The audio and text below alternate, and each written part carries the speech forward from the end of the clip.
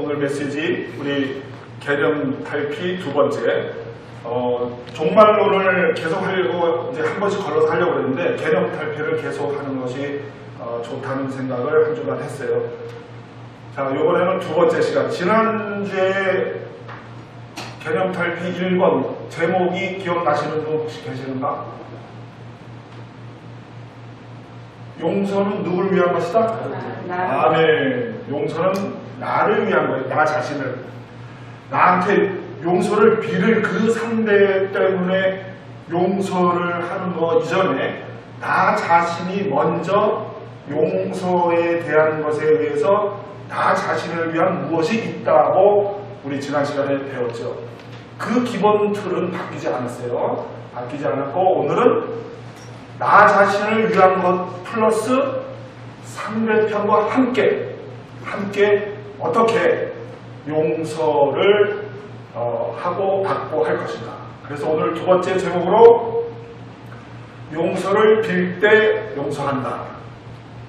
우리 본문을 다 같이 합독하겠습니다. 시작. 너희는 스스로 조심하라. 만일 너희 형제가 죄를 범하거든 경계하고 회개하거든 용서하라.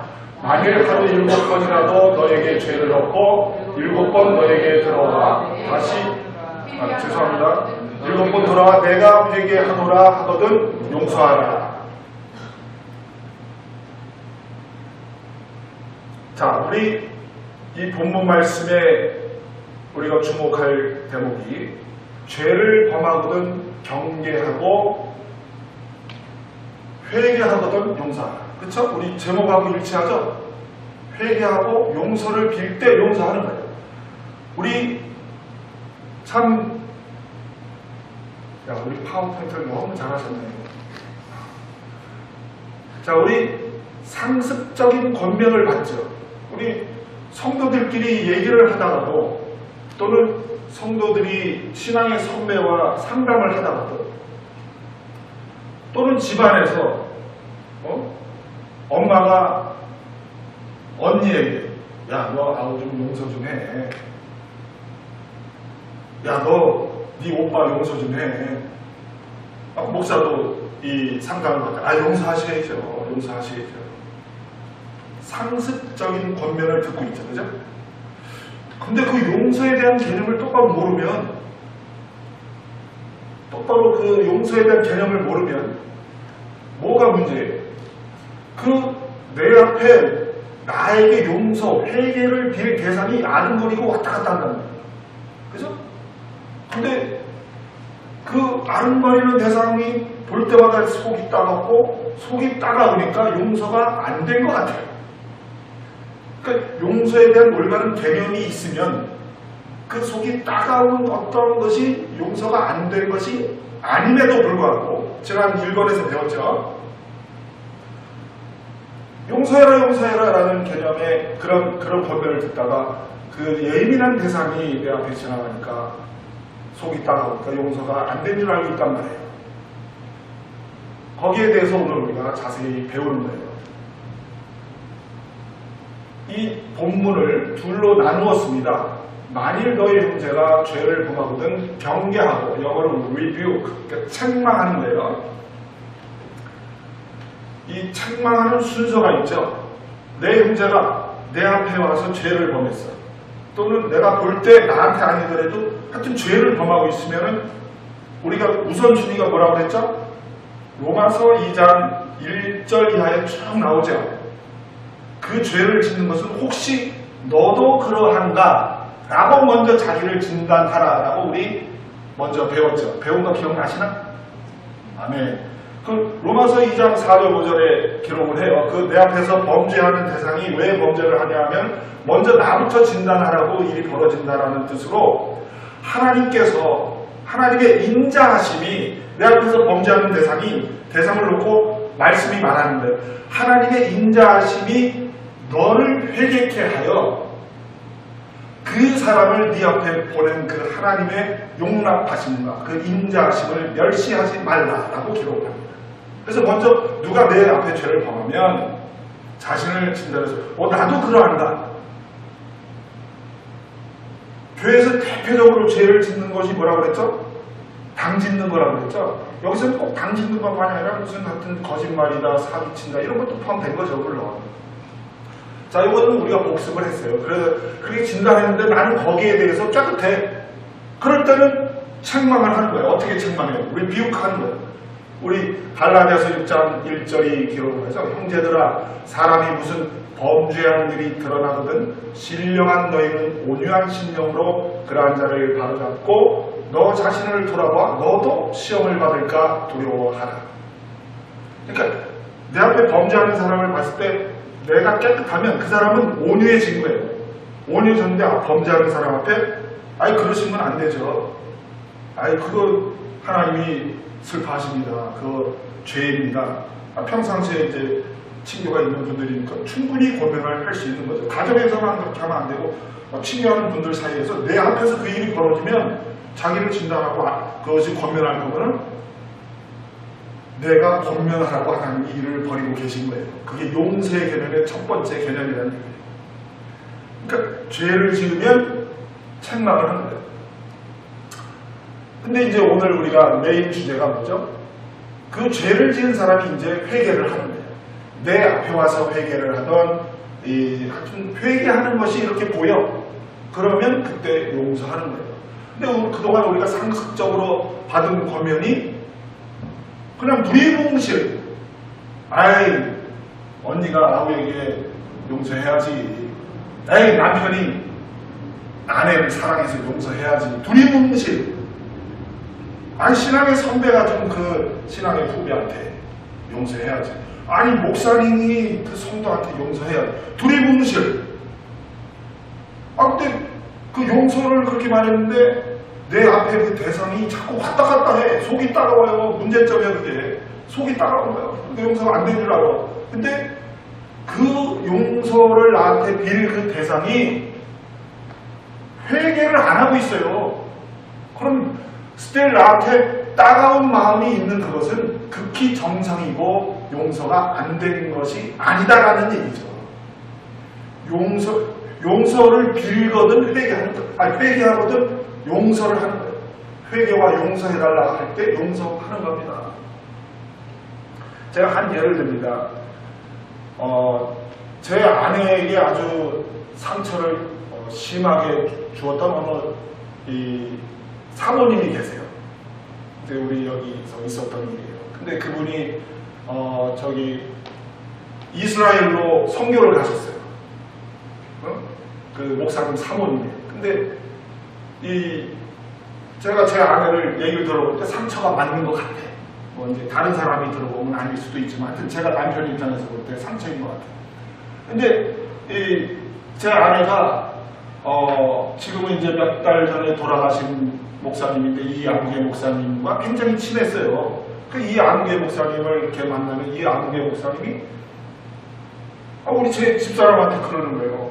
그 사모님이 이스라엘에서 알바니로 오신다고 하니까 찾아가서 용서를 해라. 그러는 거예요. 그렇게 제 아내가 막 마음이 답답해지고 막 슬퍼지고 더 상한 마음이 되는 거예요. 왜? 그 당사자는 제 아내는 상처를 입어서 자기의 기준으로 또 남편의 보기에 남편의 기준으로 상처일 수도 있는 거거든요. 그 당사자는 혹시 죄가 아니라고 생각할 수도 있는 거거든요. 그런 것도 있고 실제로 죄를 지었어도 아내에게 실제로 죄를 지었어도 어떻게 하나? 회개하고 용서를 빌 때 용서를 하는 거죠. 근데 본인은 아무것도 안 하고 있는데 제가 들었는데 2차례 그런 권면을 들었어요. 우리 집사람. 그래서 제가 그러지 마라. 괜히 또 문제 커진다. 우리 집사람한테 함부로 찾아가지 마라. 1, 2. 본인이 죄 안 졌다고 생각할 수 있고 죄를 지었다고 해도 회개하고도 용서하는 건데 이거 찾아가는 거 아니다. 그 권면은 그 목사님의 권면은 고맙지만 찾아가는 건 아니다 하면서 이렇게 오늘 말씀대로 했지요. 이해가 가십니까? 회개하거든 용서하는 거예요. 그러나 스틸 제 아내의 마음에는 그 쓴뿌리가 아직도 있어요. 근데 그게 그 쓴뿌리가 있는 그것이 그 상한 감정이 스틸 나한테 있는 그것이 용서가 안 된 게 아니라 그 마음을 가지고 하나님의 지혜는 뭡니까? 하나님께 우리 지난 첫 번째 시간에 배운 거죠. 하나님께 찾아가는 그런 기회가 된 거죠. 따가운 감정이 앞에 아른거리는 그 대상이 왔다 갔다 할 때마다 또는 왔다 갔다 안 해도 내 생각 속에서 그 내가 나한테 용서를 빌 그 대상이 생각날 때마다 어떻게 하나? 지난 1번 하나님께 달려가는 거예요. 포도나무에 가지가 붙어있는 것처럼 하나님께 달려가는 거예요.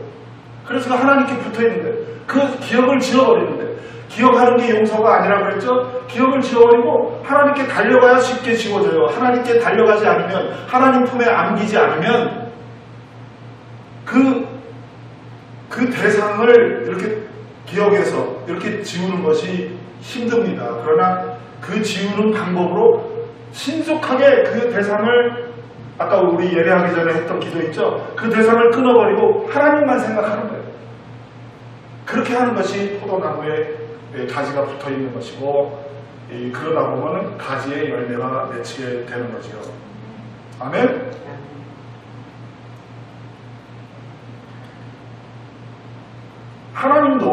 하나님도 회개에 합당한 열매를 맺을 때 용서하셨어요.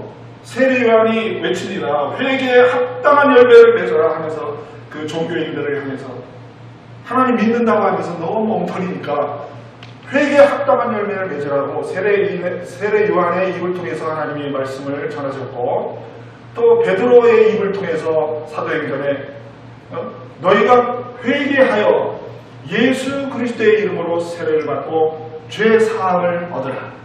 그리하면 성령을 선물로 받으리라. 회개에 합당한 열매를 맺은 다음에 용서하는 게 하나님의 개념인데 뭐 신앙이 그렇게 대단해가지고 하나님보다 더 믿음이 좋아가지고 속이 따가웠고 있는 거는 이해가 가지만 회개에 합당한 열매도 없고 용서를 구하지도 않는데 용서하려고 애를 쓰니 그게 얼마나 힘들어. 그렇죠? 회개에 합당한 열매입니다. 자, 근데 우리가 보기에 하나님께 합당한 회개의 열매가 있어. 어떤 사람은 그렇다고 해서 내 안에 있는 따가운 상처가 싹 사라진다? 그렇습니까? 안 그래요. 합당한 열매에 해당되는 회개를 해도 그 상처가 클수록 하나님 보기에 너는 정말 삭개오를 아주 기가 막히게 회개를 했죠. 그러면 성경에 나오는 삭개오한테 사기를 당했던 사람들은, 착취를 당했던 사람들은 심하면 심할수록 여러분들은 어떤 상처가 기억이 나세요? 우리 집사님이 당한 상처는 여기 있는 분의 상처와 비교해서 본인에게는 더 심한 것일 수가 있는 거예요. 근데 우리가 용서의 개념을 배워서 용서를 함부로 할 수가 없고 또 회개에 합당한 열매를 그 사람이 맺었으니까 끝까지 용서를 해야 이렇게 해도 내용은 알겠는데 아직도 내 속은 따가울 수가 있죠. 그렇습니까? 그런 일을 우리가 많이 겪잖아요. 그러니까 합당한 열매가 있을지라도 역시 방법은 계속해서 생각을 할 때마다 하나님께 달라붙는 거예요. 모든 생각을 끊어. 제가 한번 그 기도에 대해서 한번 설교를 제대로 할 겁니다. 이거를 쉬지 말고 기도하는 거예요. 그래서 로마서 8장 1절 2절에 우리 지난주에 배웠습니다. 무릇 그리스도 예수 안에 있는 자들에게는 무능함이 없나니 이는 그리스도 예수 안에 있는 생명의 성령의 법이 죄와 사망의 법에서 너를 해방하였습니다. 이게 복습이에요. 그러니까 하나님 앞에 달라붙어야 그 생명이신 그분에 달라붙어야 거기서 생명을 공급받아서 그 용서의 대상을 향하여 쓴뿌리가 치유가 되고 용서의 대상, 나한테 용서를 빌 그 대상과 상관없이 내가 녹진 부드러워진다 이겁니다. 생명을 공급받아야 이렇게 된다는 얘기예요. 그 앞에 있는 대상이 나한테 계속 무슨 짓을 하든지 상관없이 우리의 해결사이신 생명만 공급받는다면 우리는 해결된 겁니다.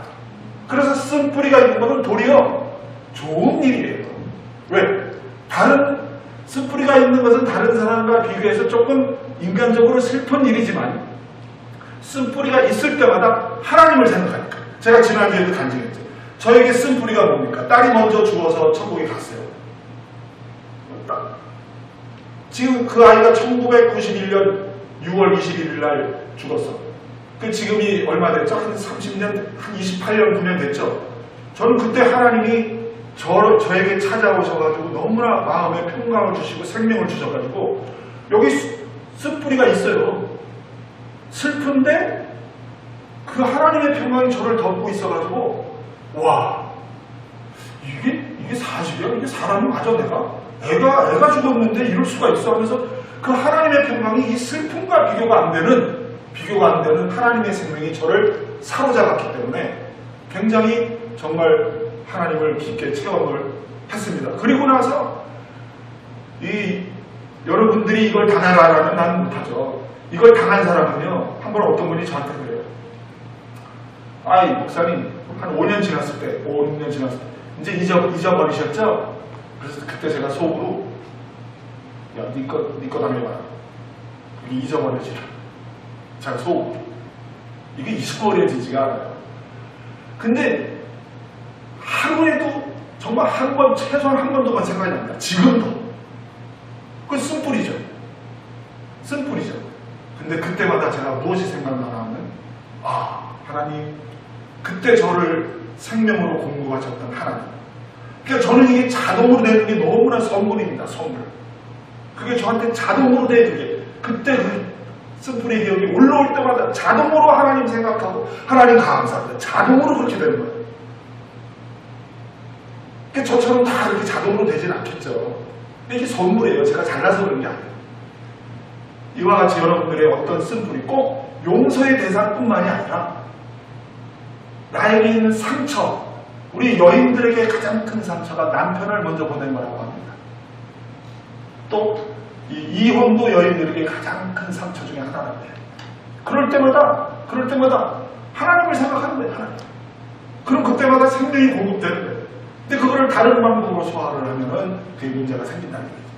그러니까 그것이 기억날 때마다 그 쓴뿌리가 있는 사람은 감사한 거죠. 왜? 그 쓴뿌리 때문에 그 어느 누구보다도 하나님을 더 생각하는 예민한 부분이 생겼잖아요. 축복이죠. 이 방법만 안다면 정말 축복이죠. 생명 안에 들어가니까 얼마나 축복입니까? 아멘? 근데 마귀는 정죄하는 거예요. 마귀가 정죄를. 너 그 쓴뿌리가 있으니까 너 용서 안 됐어. 너 죄인이야. 너 그렇게 진실한 크리스찬인 그 쓴뿌리 봐라. 넌 그 생각이 너 아직도 있지? 아직도 기억나지? 넌 죄인이야. 마귀가 계속 정죄를 해. 그동안 이런 정죄를 한 번이라도 받아보신 분 손 내려. 그죠? 그거 죄가 아닙니다. 도리어 그거는 축복이에요. 축복. 그 예민하게 생긴 것은 축복입니다. 잘못된 용서 방법이 있어요. 잘못된 용서 방법. 그 대상을 향해서 용서합니다. 용서 한 번 외칠 때마다 그 대상을 내가 우리 용서 1번 기억하세요? 그 대상을 내가 기억하고 있는 거예요. 한 번, 두 번, 그러다 10번째 사고 치는 거예요. 말로 사고 치고 과격하게 사고 치고 이 낚시꾼이 미끼를 던졌습니다.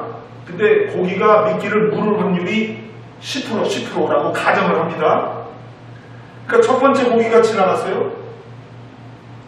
두 번째 고기도 지나갑니다.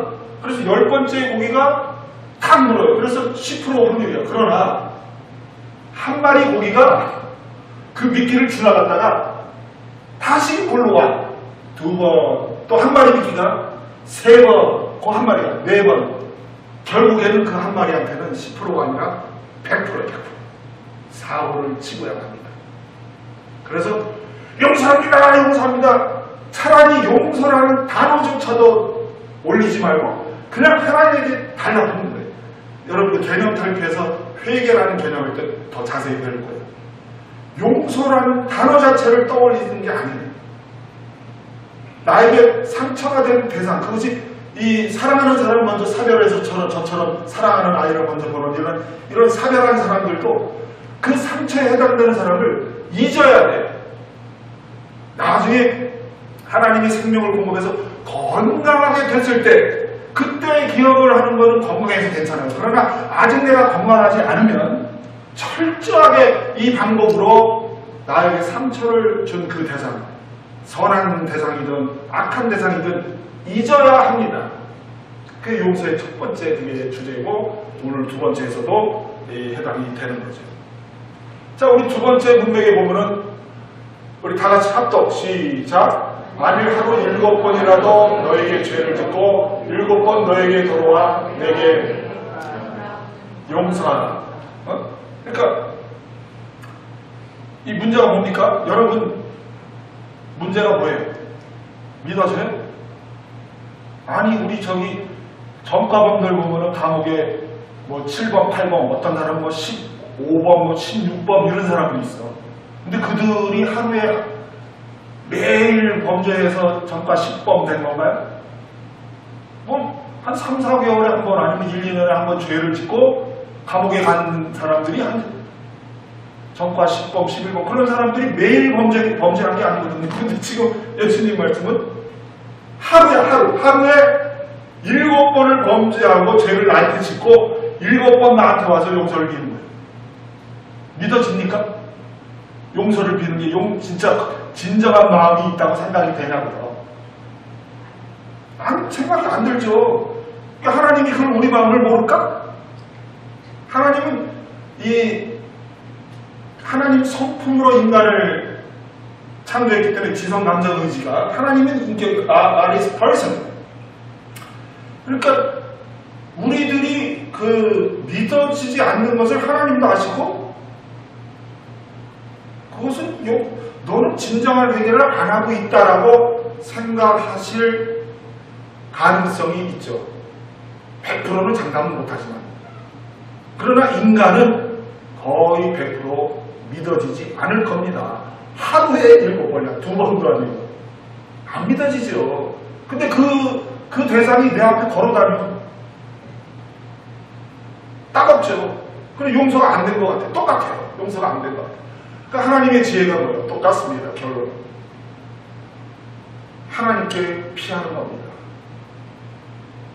우리 시편 118편 거기 다 같이 합독할까요? 시작. 하나님께 피하니 사람을 신뢰함보다 나으다. 여기 포인트는 피하는 게 포인트예요. 피하는 게. 하나님께 피해야 되는 거예요. 구약 성경에서도 그렇고. 제가 한 예화를 들고 마치겠습니다. 제가 얼마 전에 제 주변에 이혼하는 분들이 좀 많아요. 그래서 나는 이혼을 안 했기 때문에 이혼했을 때 그 이혼을 한 그 남편에 대해서 마음이 어떠냐 제가 한번 여쭤봤어요. 그랬더니 그분의 대답이 제가 이제 오늘 예화에 맞게 조금 이렇게 변형을 했어요. 그러나 중심은 똑같아요. 그분의 대답이 이혼이라는 것은 그 남편과 떨어지는 거죠. 그러니까 대상이 내 앞에서 아른거리지 않으니까 이 하나님께 달라붙게 하나님 품에 안기는 것이 매우 수월해진 거예요. 그랬는데 이분이 신실한 신앙인이라 하나님을 의지하고 기도하고 하나님과 시간을 보내는 중에 하나님이 생명을 공급합니다. 생명의 성령의 법이 그분을 이혼한 여자분을 하나님이 생명을 공급해서 녹진하게 아주 그냥 제가 우리 딸 결혼했을 때 하나님이 사랑으로 덮어서 생명을 주셔가지고 그 딸의 슬픔이 슬픔으로 느껴지지 않을 정도로 은혜를 받았네. 이게 실화. 은혜를 받은 거야. 그러니까 그분이 계속하는 말이 제가 물어봤어요. 그럼 남편에 대한 감정이 어떠냐? 함께 있을 때는 화가 났었대요.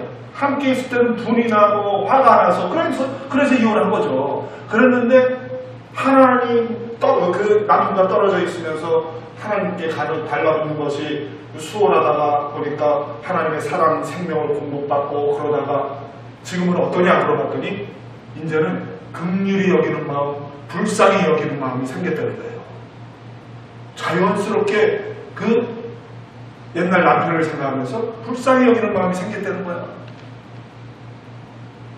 아시겠죠? 그러니까 뭐죠? 우리 요한복음 15장 없네? 오케이. 요한복음 15장 4절 5절이 뭐라고 기록합니까? 내 안에 거하라 나도 너희 안에 거하리라.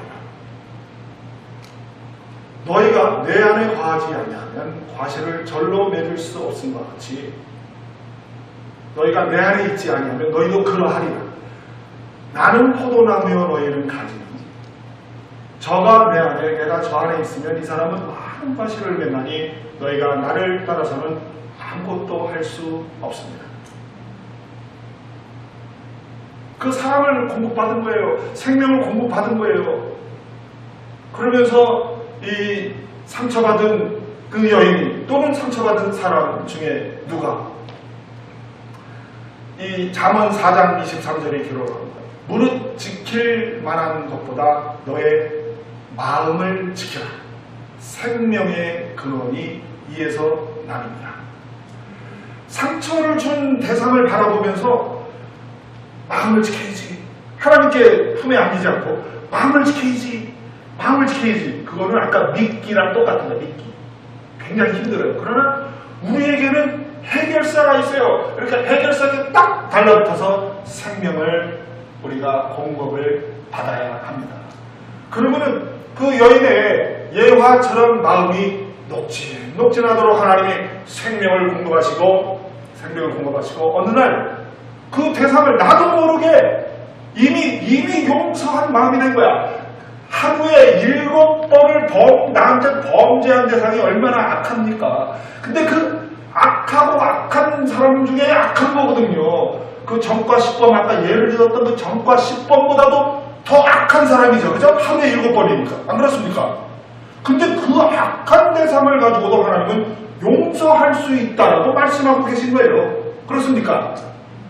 근데 그 용서 대상이 아니라 나에게 주시는 용서는 나를 위한 것이라는 걸 알고 하나님께 가서 달라붙었더니 그 용서의 대상을 이미 용서하고 긍휼히 여기는 마음이 하나님의 생명에 의해서 하나님의 사랑에 의해서 어느 날 포도나무의 가지가 자기 가지에 열매 맺히는 걸 알까요? 모를까요?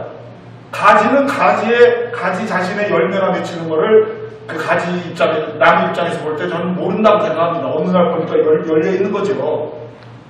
그렇죠.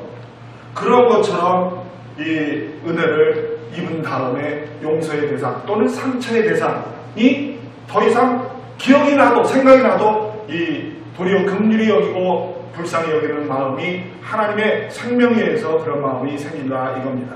자, 끝으로 그러면 누가 이 하나님의 생명을 공급받을 수 있을까요? 그 쓴뿌리는 백지 한 장 차이로 축복이라고 그랬습니다. 그래서 그 쓴뿌리가 있는 사람일수록 하나님과 시간을 보낼, 하나님의 품에 안기는 시간이 쓴뿌리가 없는 사람마저도 더 시간을 많이 보낼 수 있어요. 그렇습니까? 쓴뿌리가 있으니까 더욱더 평범한 사람보다도 이 하나님과 함께 지낼 시간을 더 많이 보낼 수 있다 이거죠. 그래서 로마서 8장 18절에 말합니다. 너의 현재의 고난은 장차 나타날 영광과 좋게 비교할 수 없도다. 저를 따라하세요. 하나님의 생명의 공급은 시간에 비례한다. 할 말 없죠? 모든 관계도 마찬가지죠. 그래서 제가 다음 주에부터 또 여러분들에게 이 성경 암송 대회를 한번 해보려고 해요. 시간 보내게 하려고.